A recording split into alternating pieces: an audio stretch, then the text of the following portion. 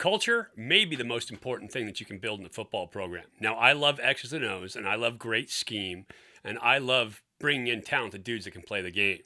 But if you don't have a good culture, you're not going to win. Coming up, I speak with a former SEC champion, a national champion, and a D1 college strength coach about building culture on a team.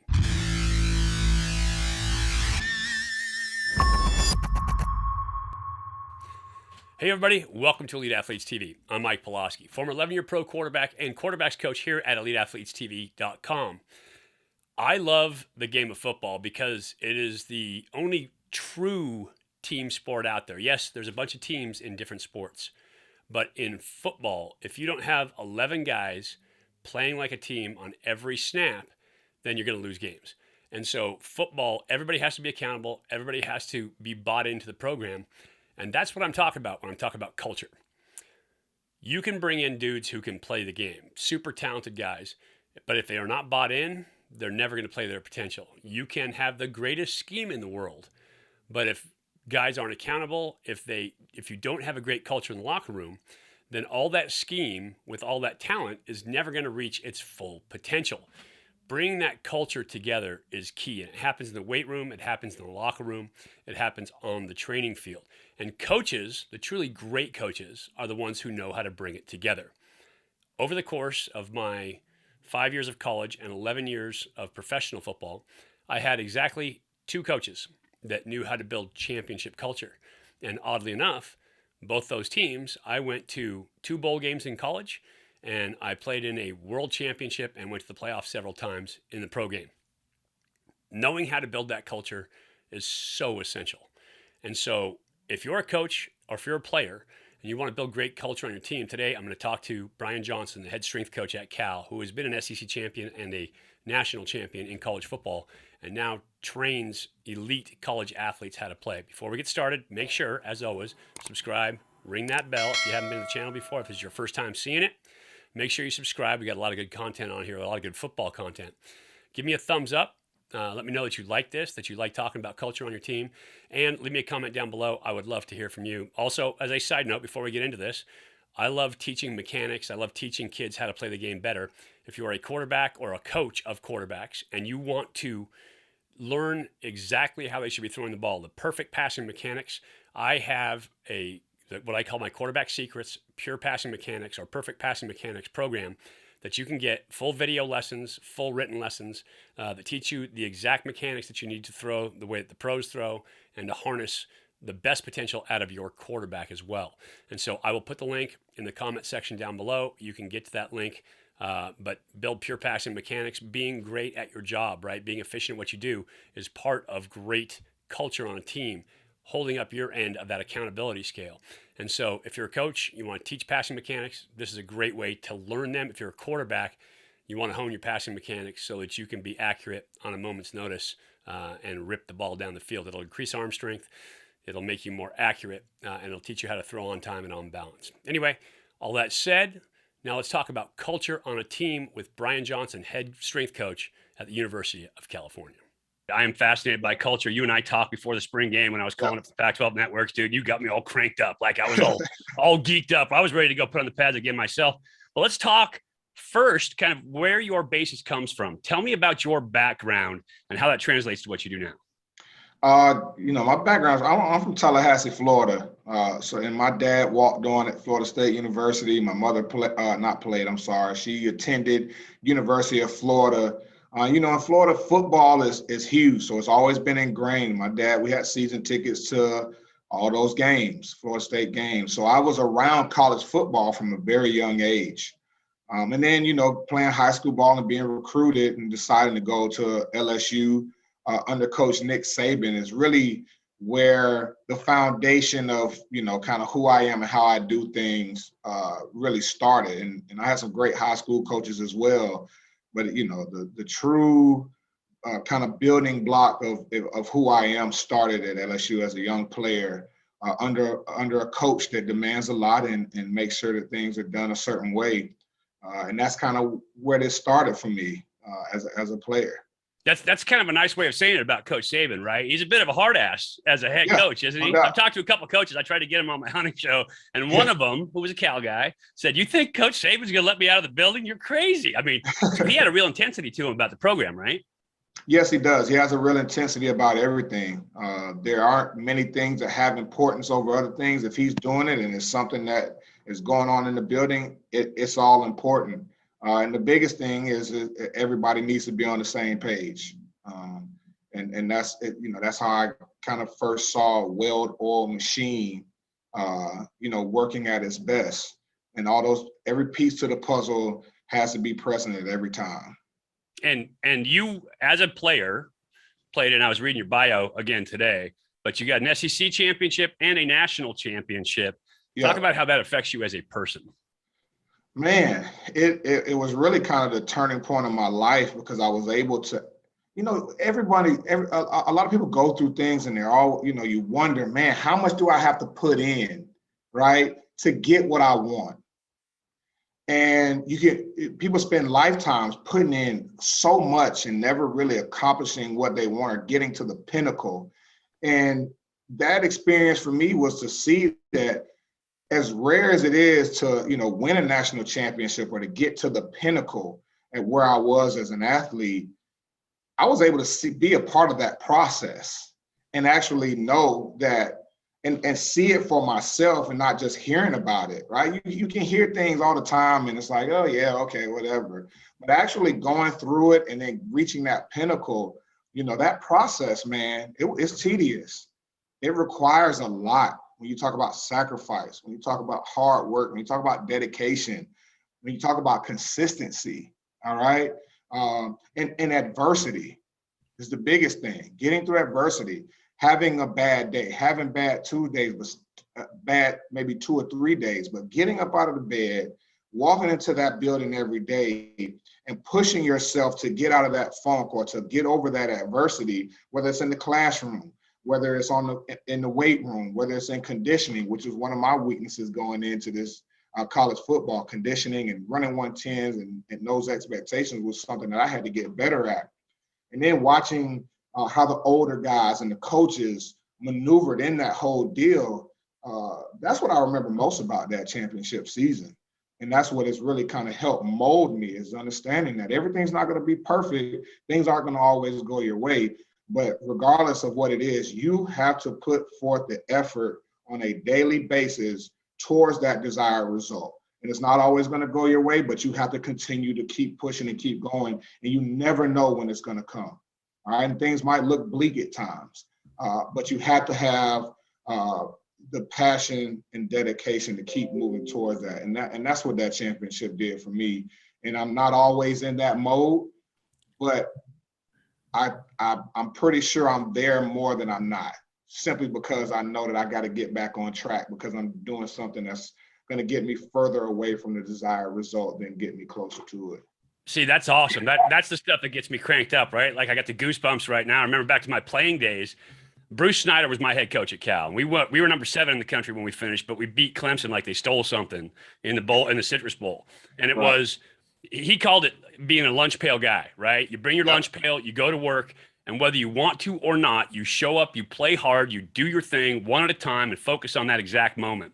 And so I carried that with me for my entire career, that in the end of my career in the Arena League, the year we won the world championship in the Arena League, I'm telling dudes, today, focus on this snap, focus on this rep right now, this moment. Doesn't matter what you feel like, doesn't matter that your girlfriend's out there playing around on you, doesn't matter what happened last night. We're focusing on this exact moment. And when you get guys that can do that, it's pretty special. Oh no, it is. It is. And that's what it takes. That's also the other hard part. It's not just about the individual effort that you're putting in. It's about what everybody else is doing. And you might not control what everybody else is doing, but if they're part of your team, it's also your responsibility to be accountable for them just as much as it's your responsibility to be accountable for yourself. And that's when you see the special things happen. Those special things happen when you have people in a building who are bringing other people along. So, I might not have a good day, But the man next to me, you know what? He's rolling. Let me go that. Let me go that way. Let me feed off of him. It's okay to ride a coattail every now and then.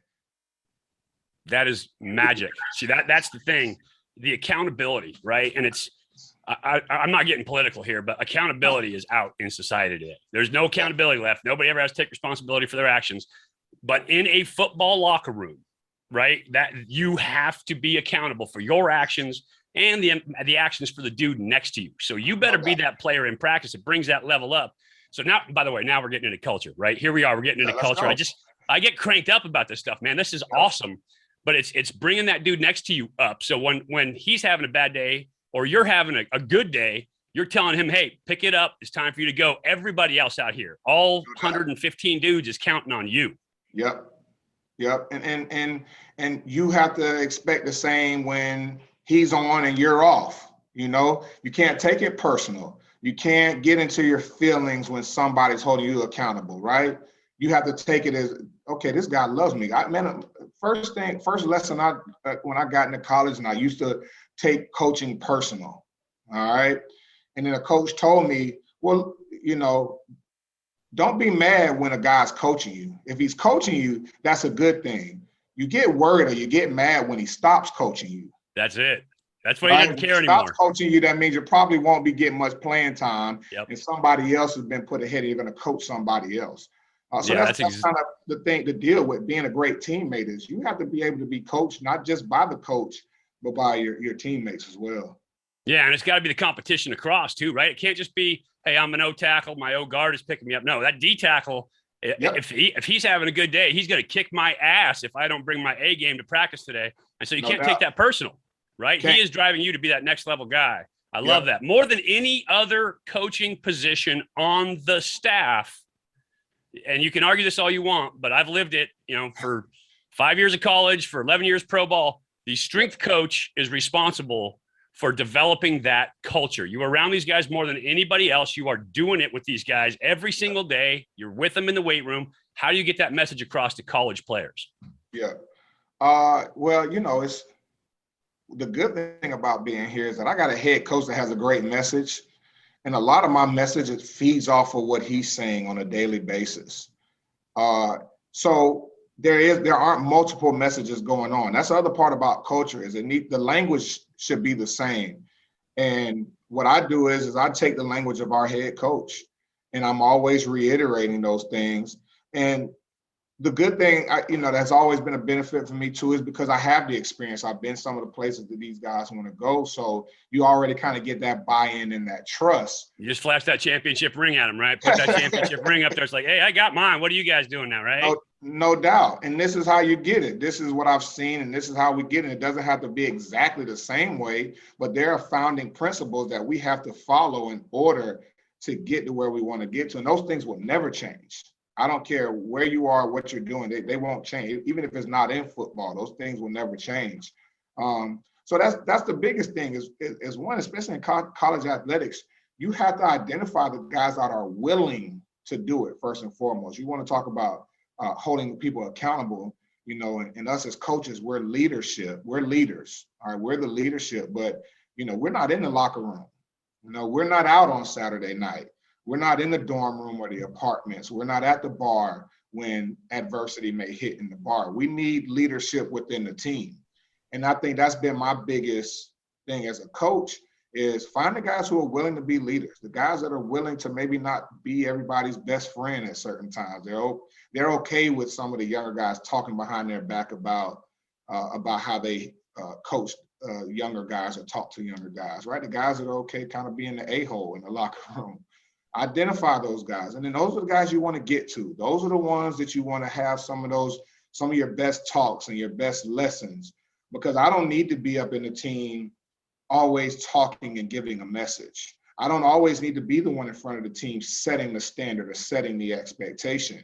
All right. You coach those guys who are willing to do it. And then all of a sudden now I just get to do my job. I have a sheet of a workout and I get to direct and tell them to work out. And when something's done that's not pleasing to the guys that are okay jumping out and saying so, they come out and say, hey, coach, I got something real quick. And they're giving the guys the expectation. They're saying, hey, you don't walk on that. When you're done, you run. Hey, no, we're not going to finish 1 yard past the line. Today, we're finishing 5 yards past that line. When the team's doing that, when the players are starting to do it, that's when you know you're headed in the right direction. So for me as a coach, it's probably not very good to say this, but I'm looking for the way out of having to do those things as soon as possible so the players can, because I won't be on the field on Saturday. My time is up. And if I am That's on the field exactly on right. Saturday, See, that's exactly right. You got to have that prick. The team has to have that prick yeah, that they need, right? And yeah, if they don't have that dude, see, the way human nature works for everybody at home, I know you know this, but the way human nature works is that it's not cool to push other people. It's not cool to be that guy. And everybody wants to be cool, right? Because human nature is we want to be accepted as part of that society. But yeah, on a team, you don't want to be accepted. On a team, you want to be exceptional. And right, so as a right. result, you need to be that guy that goes beyond the I want to be accepted into the I want to be a leader. I want to take this effort. I want to take this mentality. I want to take this toughness to that next level. And if you're not that guy, then you're just part of the program. But if you're that guy, you lead, then you can make something change. No doubt. And you want to get that. You want to have that because that guy's going to have to leave at some point. And you want him to be able to seep that into somebody else that looks up to him and says, okay, this is how it's supposed to be done. That's how I learned how to be a leader. I didn't go to LSU as a freshman knowing how to lead collegiate. In college. I didn't know, but I had people that I could watch. And I'm like, you know what? I like the way that he leads. Every time he talks, everyone is quiet. And we do it exactly how he says. And then you learn. So setting that early, so it just revolves. And the guys that are willing to do it, they're going to emerge on their own once you kind of get that culture set in. And, that's what we're starting to see. Those are the things that we're starting to see here. We have a lot of guys that are okay stepping up and leading. And it's really mainly those super seniors and then a couple underclassmen that are feeling good about that. And towards the last couple of weeks of summer, I was just directing. I call out a drill, tell them toes behind the line, and tell them when to go. And that's all I had to do. So culture is more than just the surroundings of a program, right? It's not just the structure. It's all about the attitude, the mentality, the accountability, the responsibility of athletes. And a great coach knows how to build it. It can be really ethereal. It can be, you may build it a different way every year, and you have to understand the personality of your team and the personality of your leaders and the guys that you have there to be able to put that together. But it's a couple of things. It is an insistence that the players give 100%, that they give more than they think they can give. As a coach, that's your job, to get more out of them than they think they have to give. And players always have that. Players always have more than they believe that they can do. And then building that confidence level, getting their confidence up to a level where they think they can run through a brick wall because you have gotten them there. Now, not with false, bravado, not with any of that stuff, but getting them there by giving them success and opportunities to teach it and opportunities to improve on that confidence. Get all of your players thinking that they are world beaters and they will become world beaters. So loved hearing from Brian. It just gets me pumped up every single time, man. I get those goosebumps because being in a great locker room with great culture is a fantastic thing. And if you've never experienced it, finding a way to build that on a team is an amazing gift to young athletes. And as an athlete, it's an amazing experience to be a part of. So I strongly recommend that you give it a try. If this is your first time here, or if you love football content, if you haven't done it yet, make sure you subscribe, ring that bell, get notified every time we have new stuff coming out. We'll be talking about culture, X's and O's. We'll be talking about different college football. We'll be doing reviews of players. So we've got a lot of football content on here from an insider who played 11 years of professional football as a quarterback in every league in North America at the time, by the way. Make sure you give us a thumbs up, hit that like button down below. And of course, I would love to hear from you. Give me your comments. I'd love to hear your thoughts on culture or X's and O's or anything else. Write to us. We love to get involved. I will respond to you. So I appreciate you watching. Remember, quarterback secrets, pure passing mechanics. Link is in the description down below. And I will talk to you again soon. Build that culture, a great culture on a football team. It's a fantastic thing to be a part of. And when you get that culture and that chemistry just right, it's an amazing locker room and it builds amazing teams, which leaves lasting memories.